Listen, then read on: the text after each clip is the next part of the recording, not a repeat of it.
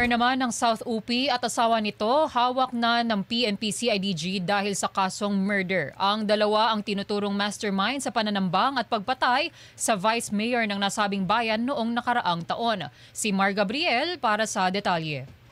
Po kayong kasong murder, RTC, Article 248, frustrated murder, attempted murder. Sumuko sa tanggapan ng CIDG sa Barangay Making sa Parang Maguindanao del Norte ang alkalde ng South UP na si Mayor Reynalbert Insular kasama ang kanyang asawa na si Janet.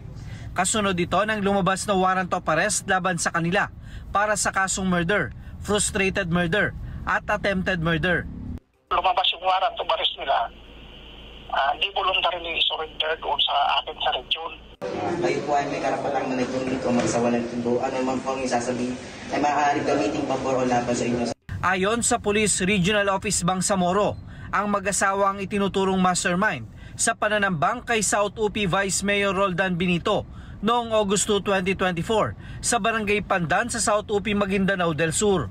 Patay sa ambush si Benito at ang kanyang security aide na si Weng Marcos. Sugatan naman ang asawa ng vice-alkalde na si Barangay Chairperson Annalyn Benito, gayon din ang minor de edad nilang anak. Sila po yung tinuturong suspect wherein meron pong naiulat na namatay. I think that was last year. Hindi ko po nakuha sir yung exact details kung napasok po ba siya sa election related natin. Nasa kustodiya na ng CIDG Cotabato ang mag-asawang suspect habang hinihintay ang commitment order mula sa korte.